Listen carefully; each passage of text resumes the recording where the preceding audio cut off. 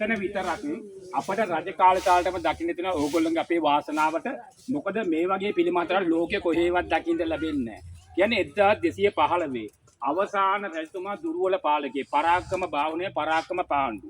එයාගේ කාලේ කාලිංග මගල මෙයා විනාශ කරනකොට ඒ රජතුමා මේ වටේම වැව්හාරලා මේ ගල පත් දාලා වහනවා බේරගන්න. කාලිංග මගල බලනවා එයා හිතන මේ වැව් වලින් අයින් කර පස් ගොඩවල් තමයි මේ තියෙන මේක බේරෙනවා. ඊට බෙල් මහත්තයා කෙනේ රේල්වේ ඉංජිනේරුවේ. එයා කොළඹ ඉඳන් මඩගලපුව දක්වා දුම්රිය මාර්ග මායින් කරලා තියෙන මේ වවුඩින්. ඒතර එයාට වැටහෙනවා මේ ගලට මොනවා හරි තියෙනවා කියලා. එයා රේල්වෙන් අයින් වෙලා පුරාවිද්‍යා කොමසාරිය වැඩබාර අරගෙන මේවා කැනින් කරනවා. කැනින් කරලා වටිනා දේවල් සේරම ගන්නවා. අදට මේ පිළිමහට අපිට වන්දනා කරගන්න මේ 15 දාලා වැහුව නිසා තමයි අදලත් මේ ස්ථානයේ රජ කාලේ තාලටම අපිට දකින්න ඉතුරුලා තියෙනවා. අපි මේ ගල් විහාරේ කිව්වට දැන් ඔය ඉස්කෝල දරුවෙක්ගෙන් අහන්නේ ගල් විහාරේ කියන පැරණි නම කොහොමද කියලා අහන්නේ. ඒතර මේකේ පැරණි නම තමයි උත්තරාරාමය. රජතුමාගේ මාලිගාවට උතුරු පැත්තට පිහිටපු ආරාමය. මහා පරාක්‍රමබරතුමා 1153යි 1186යි. අවුරුදු 33ක් රජකම් කරනවා. ඒ කාලේ තමයි මේව හදන්නේ මේ වගේ පිළිම හතරක්. අපට ලෝකේ කොහෙවත් දකින්න ලැබෙන්නේ නැහැ. දැන් ඉස්කෝල දරුවෙක්ගෙන් අහන්නේ මේ පිළිම හතරලා කොහෙන්වත් ගෙනත් තියපොද මේ ගලෙන් හදපුවද කියලා අහනවා. ඒවට කියන්නේ ආබද්ධ අනාබද්ධ. දැන් මේ ආබද්ධ පිළිම. ගලෙන් හදාගෙන ගලට බද්ධ තමයි ආබද්ධ කියන්නේ. අනාබද්ධ කියන්නේ කොහෙන් හරි ගෙනත් තිබ්බනම් ඒක අනාබද්ධ පිළිම වහන්සේ නමක් වෙනවා. ඒ වගේම ඉස්කෝලේ දරුවෙකුට යුග තුනක් මහනුවර පොළොන්නරුව අනුරාධපුර. ඒ යුග තුනෙම පිළිම වහන්සේ තුන් නමක් දරුවෙකුට පෙන්නලා. ඒ දරුවට කියනවා මේකෙන් පොළොන්නරු යුගයේ පිළිම වහන්සේ සටහන් කරගන්න කිව්වොත් අපි කොහොමද හොයන්නේ එක සමාන නම් අපට හරි ලේසි සිවුරෙන් හොයාගන්න. මහනුවරගේ පිළිම වහන්සේ නමක් වඳිනකොට සිවුරට දිය රැල්ලක් වගේ රැල්ලක් එන්නේ. අනුරාධපුරයේ යුගයේ පිළිම වහන්සේ නමක් වඳිනකොට සිවුරට තනීර එන්නේ. පොළොන්නරුවේ පිළිම වහන්සේ නමක් වඳිනකොට එක ළඟ ඉරි දෙකක් එනවා. දිත්ත රේඛා අමරාවතී කලකයන් ශාසනයේ ඒ තරම්ම දිනේ පොළොන්නරුවට එනකොට. ඒත් මේ ගලේ තියෙන්නේ බුදුහාමුදුරන්ගේ අවස්ථා හතරක්. කෙරවලේ මෙතන බුද්ධත්වයටපත් වෙනවා. ඊගාවට තමන්ගේ මවට අභිධර්මයේ දේශනා කරනවා. අවසාන වතාවට ලෝකයේ දෙස බලනවා. පිරිනුවම් පානවා. දැන් කෙරවලේ වහලා තියෙන පිළිම වහන්සේ නමක් වැඩ සිටිනවනේ. ඒ තමයි බුද්ධත්වයටපත් වීම.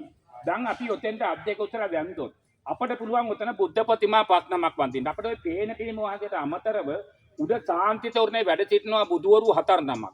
ඒ මහා භද්‍ර කල්පයේ තුල පහළ වෙච්ච බුදුවරු 4 නමයි මැද පිළිම වහන්සේ බුද්ධ ප්‍රතිමා පස් නමක්. ඊගාට තිරසපටේ තියෙන නෙළුම් මල් 10ක්. කියන්නේ දසපාරමිතා දම්පුරලා බුද්ධත්වයට පත් වෙනවා. ඊට පස්සේ තියෙනවා මකර රූප 6ක්. දැන් මකරයේ කටින් පිට වෙන්නේ ගින්දර කියලා අපි අහලා තියෙනවනේ. ඒවෙන් බලන්නකො එළියට එන්නේ සිංහේ. සියලුම කෙලෙස් වලින් මිදිලා සම්මා සම්බුද්ධත්වයට පත් වෙලා භාවනා යෝගිව බලනවා තමන්ගේ මව් කොහෙද ඉන්නේ කියලා. එතකොට තමයි මේ ගුහාව පේන්නේ. ඒතර මේ මකර කියලා හතෙක් නෑ. මනස්කල්පිත සතෙක් සත්තු 7 දෙනෙක්ගේ කොටස් 7ක්. ඒ සත්තු 7 දෙනාගේ කොටස් 7 එකතු කරන් තමයි මේ සතා හදාගන්නේ. ඇතාගේ හොඬ ඌරගේ දල කිඹුලගේ කට වඳුරගේ හැ මීයාකන් මොනරපිල් සිංහපාද මාළුවාගේ වරල් කියලා කියනවා. දැන් බලන්නකො ඇතාට හොඬේ නැන්නම් ඌට ජීවත් වෙන්න බෑ. අපට අත් දෙක නැන්නම් කවුරු හරි කවන්න ඕනේ පොවන්න ඕනේ. ඌරගේ දල සයිමත් කිඹුලගේ කට කිඹුලට දිවක් නැහැ. අපි දෙයක් කෑවොත් ඉස්සල්ලාම රස ඉන්නේ දිවට. අපි කොච්චර රස දේවල් කෑවත් වැඩක් නැල්ලු පින් අතේ වැඩ කරගන්න නැතුව.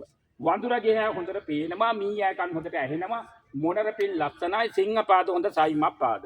ඒ කියන්නේ තරුණ කාලේ කවුරුත් මොනර පිල් වගේ ලස්සනයි සයිමත්. නමුත් හැමදාම පවතින්නේ දවසින් දවස ටිකෙන් ටික අපි දුර්ලභයටපත් වෙනවා. එතකන් ඉඳ පාළු පින් කරන්ද Tamante යන්න එන්න ඇවිද ගන්න පුළුවන් කාලේ ඒ අවශ්‍ය පින් ටික කරගන්න කියන එකයි එකෙන් අදහස් කරන්නේ. බලන්නකො මේ ගුහාව බාණ්ඩෝ ගලේ ඉස්සල්ලා මුඩින් කාණුවක් කරලා තිනවා. ඕක ඉස්කෝල දරුවන්ට එක සැරයක් විභාග පේපර් එකට ආවා. ඕක තමයි කටාරම් කොටනවා කියන්නේ. උඩින් එන වැහි වතුර පාර ඇතුළටම වලක්කා ගන්න තමයි කාණුව සකස් කරගන්නේ.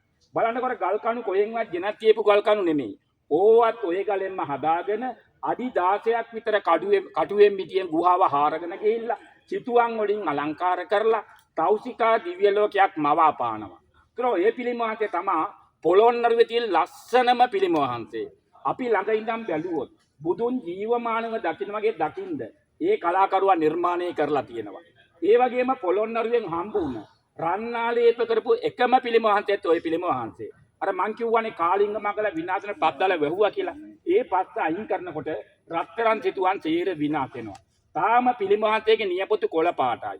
කඹ ආලේපක තමයි රන්නාලේ දැන් කඹ ගැටිය තාම තියෙනවා. දෙපැත්තේ අයින් දෙක බැලුවොත් අවුරුදු 900ක් පැරණි සිතුවන්ටයක් අපිට දකින්න ඉතුරු වෙනවා. බලන්නකො මුතු කුඩියක් යට දෙව්වරු දෙන්නේ දෙපැත්තෙන් පවන් සල්නවා. උඩ පැත්තෙන් දෙව්වරු දෙන්නෙක් වන්දනා කරනවා. විෂ්ණු බ්‍රහ්ම කියන දෙව්වරු දෙන්න.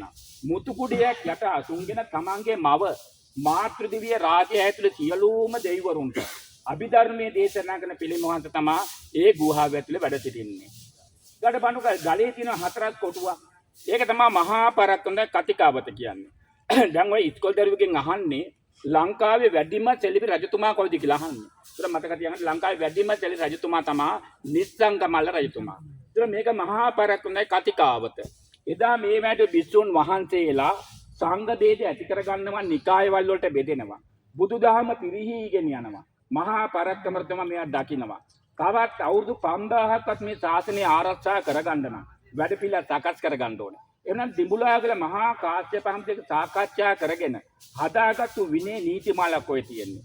බිස්සුන් වහන්සේ කෙනෙක් තීවරයක් දරා ගන්නව නම් ඔය නීතිය ආරක්ෂා කරගන්න කියනවා තුන් නිකායක් එක නිකායක් බවට පත් කරනවා. බාණ්ඩ හිටිපිලිම වහන්සේ බාණ්ඩ ඕගොල්ලෝ මේ වගේ පිළිම වහන්සේ නමක් කොහේවත් දැකලා හෝ වන්දනා කරගෙන තියෙදි කියලා අපට කිසිම තැනක දකින්න වන්දනා කරගන්න නොලැබෙන දුර්ලභම පිළිම තමයි හිටිපිලිම වහන්සේ. හැබැයි ඔය පිළිම වහන්සේට මත දෙකක් තියෙනවා. බෙල් මහත්තයා කියන්නේ ලංකාවේ පළවෙනි පුරාවිද්‍යා කොමසාරිස්තුමා. එතුමා කියනවා බුදුහාමුදුරුවෝ පිරිනුවම් පාන නිසා ආනන්ද හාමුදුරුවෝ දුක් වෙනවා, වැළපෙනවා, ශෝක වෙනවා කියලා. හැබැයි එයාට මේ මතේ ඉඳ හම්බු වෙන්නේ නැහැ. ගාල්ල දකුණු පළාතෙන් බිහි වෙන සෙනරත් පර්ණ විතාන සූරීන් අපේ ලංකාවේ සිංහල පළවෙනි පුරාවිද්‍යා කොමසාරිස්තුමා. එතුමා මේ පිළිම වහන්සේ ගැන හොඳට හොයලා බලලා කියනවා මේ ආනන්ද හාමුදුරුවෝ නෙමෙයි කියලා. ආනන්ද හාමුදුරුවෝ නම් කවදාකවත් පద్මාසනයක් මත වැඩ සිටින්නේ නැහැ නෙළුමක් මත.